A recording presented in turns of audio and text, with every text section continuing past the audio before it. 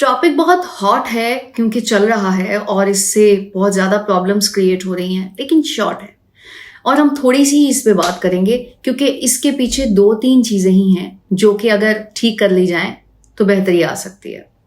कुछ घरों में ऐसा हो रहा है कि लड़का लड़की की नहीं बन रही, लेकिन कुछ घरों में ऐसा भी हो रहा है कि फैमिली फैमिली की नहीं बन रही, तो फिर डिवोर्स तक बात चली जाती है।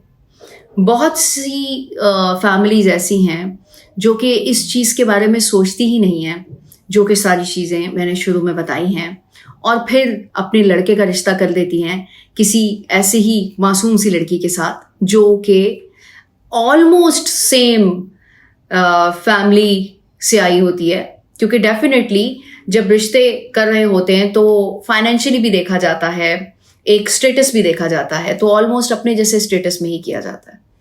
तो ये उस वक्त क्यों नहीं सोचा जाता कि ये भी उसी जगह से आ रही है या उसी तरह की फैमिली में से आ रही है, वही चीज़ें ऑलमोस्ट जो हमारे घर में हो रही हैं उधर भी हो रही होंगी, तो वो ऐसा क्या करेगी, आगे चेंज किस तरह से ला सकती है।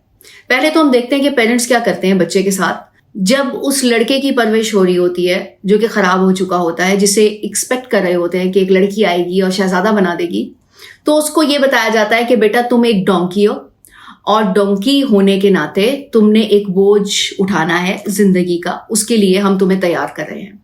उसके लिए उसके कंधों पे बहुत ही ज्यादा किताबों का बोझ लादा जाता है, उसे बताया जाता है, चाहे गरीब फैमिली हो या अमीर फैमिली, लेकिन माँ बाप चाहते हैं कि अगर हमने इसे पैदा किया है तो ये चले भी हमारे हिसाब से। सॉरी टू से, मैं इन चीजों से बिल्कुल इत्तेफाक नहीं करती कि अगर बड़े कुछ कह रहे हैं तो वो सब कुछ ठीक ही होगा। बड़े भी इंसान हैं, उनकी भी एक मशीनरी है, गलत चल सकती है। आपको भी अल्लाह पाक ने दिमाग दिया हुआ है और आप भी उसको इस्तेमाल करके उस मशीनरी के खिलाफ बात कर सकते हैं, क्योंकि ये आपका हक है। इज्जत करने में और किसी गलत बात पर साथ देने में बहुत डिफरेंस होता है। आजकल लोग हमारे यहाँ कुछ ऐसा ही करते हैं कि कहते नहीं नहीं नहीं, हम अपने पेरेंट्स के सामने नहीं बोलेंगे या बड़ों के सामने नहीं बोलेंगे क्योंकि वो बड़े हैं। भाई, इज्जत अपनी जगह, लेकिन आप अपना मौकिफ रख सकते हैं। सोचने वाली बात है कि अगर ऐसी ही बात होती कि हमने गधों की तरह फॉलो करना होता किसी को और अपने ऊपर बोझ लादना होता, तो इस दिमाग की जरूरत नहीं थी। फिर हमारे अंदर कुछ ऐसा सिस्टम फिट कर दिया जाता कि जो पहले लोग करते रहे हैं वही कॉपी हो जाता और उसके बाद आगे भी हम ऐसे ही करते रहते। ऐसा हो सकता था ना। प्लीज इसको माइंड मत कीजिएगा कि मैंने तो गधों से रिजेम्बलेंस दे दी, लेकिन आप थोड़ी देर के लिए तसव्वुर कीजिए, जो रिजल्ट निकल रहा है वो किसी और जानवर से मिलता नहीं है। और मैं बिल्कुल भी ये नहीं कह रही कि इंसान नहीं है, गधे हैं। मैं सिर्फ ये बता रही हूं उनकी तरह एक एग्जाम्पल जो कि मेरे सामने थी तो मैंने आपके सामने रखी है। अच्छा जी, फिर बच्चा बड़ा होता है और वो फिर जॉब करने लगता है और फिर पेरेंट्स उसको बताते हैं कि भाई तुमने कमाना है क्योंकि तुमने घर चलाना है, अपने बच्चों का बोझ उठाना है और हमारा भी साथ बोझ उठाना है, तो इसीलिए तुम अपने आप को प्रिपेयर कर लो। अब लड़का चाहे कुछ भी सलाहियत रखता हो, कैसी भी उसने पढ़ाई की हो, चाहे वो उसकी खसूसियात के साथ मैच करती हैं या नहीं करती हैं, लेकिन उसने फिर जॉब भी ढूंढनी है और वो जॉब भी अपनी मर्जी के हिसाब से नहीं कर रहा होता। इतना उकताया हुआ लड़का, उसके अंदर अगर वो क्वालिटीज भी हो जो कि मैंने शुरू में बताई, लापरवाही, नशा और वगैरह वगैरह, तो तब और सोने पे सुहागा हो जाता है और चैलेंजिंग जिंदगी हो जाती है आने वाली लड़की की कि उसने लड़के के अंदर से ये सारी खसलतें निकालनी है जो कि इतनी ज्यादा कूट कूट के माँ बाप ने और उसके इर्द गिर्द के माहौल ने उसके अंदर भरी हैं। अब इसका हल तो सबको ही पता है, सबको पता है तरबियत कैसी अच्छी करनी है, सबको पता है कि किस तरह से एक पर्सनालिटी डेवलपमेंट हो सकती है, लेकिन अमल तो कहीं पे नजर नहीं आ रहा। इतना भी मुश्किल नहीं होता। हमारे यहाँ लोगों को ये बताया जाता है शादी से पहले कि हाँ जी, औलाद तो नेमत होती है, इसलिए उसे आने दें, तो लोग 5-5, 8-8, 10-10 बच्चे पैदा कर लेते हैं और इन बच्चों की जो पैदावार है उसका इस चीज से कोई ताल्लुक नहीं होता कि आप कितने बच्चे अफोर्ड कर सकते हैं।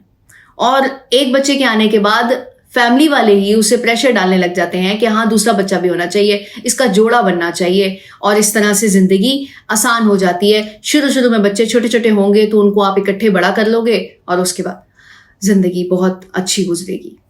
लेकिन क्या ये जिंदगी की दौड़ सिर्फ यही है? शादी करनी है, मन मर्जी ना भी हो तब भी एक इंसान के साथ ज़िंदगी गुजारनी है जैसा कि आपको प्रोवाइड कर दिया गया पार्टनर, और आपने जॉब भी अपने हिसाब से नहीं देखी, अपनी क्वालिटी को भी मद्देनज़र नहीं रखा। थोड़ी थोड़ी चीज़ें वो मैं आपको बताने लगी हूँ, कौन कौन से उसूल होते हैं जिनको आपने मद्देनज़र रखना होता है पर्सनैलिटी डेवलप करने के लिए, यानी कि जो आने वाले बनने वाले पेरेंट्स हैं उनके लिए बता रही हूँ। दूसरी बात जो कि आपकी पर्सनैलिटी का हिस्सा होनी चाहिए या आपके बच्चों को समझ आनी चाहिए, वो इंसानियत है। तीसरी बात, जिंदगी के कुछ उसूल होने चाहिए जिन पे कंप्रोमाइज किसी भी सूरत नहीं हो सकता।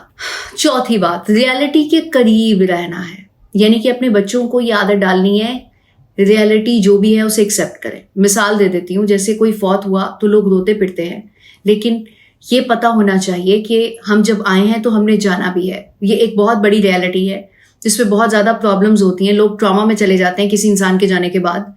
इसी तरह की बहुत सी रियलिटीज़ हैं जिनको एक्सेप्ट करना आपको अपने बच्चे को बताना चाहिए। हर चीज़ की एक्सेप्टेंस बहुत ज़रूरी है। मुझे ये था कि ये सीक्वेंस से आप तक पहुँच जाएं कि किस किस तरह से और क्या क्या खसूसियात होनी चाहिए, तब इस तरह की औलादें पैदा नहीं होंगी जिनके लिए आपको कोई लड़की लानी पड़ेगी। और लास्ट पॉइंट है, अपने बारे में सोचना है, ना कि दूसरों के बारे में कि दूसरे तरक्की कैसे कर रहे हैं और मैंने इनका मुकाबला कैसे करना है। ये एक बहुत बड़ी खासियत आपके बच्चे के अंदर होनी चाहिए। वो इसलिए क्योंकि जब वो अपने बारे में सोचेगा कि मैंने तरक्की कैसे करनी है और मैंने इस मकाम पे कैसे पहुंचना है, तो तब वो खुद पे मेहनत करेगा, ना कि दूसरों से आगे निकलने की कोशिश में लग जाएगा।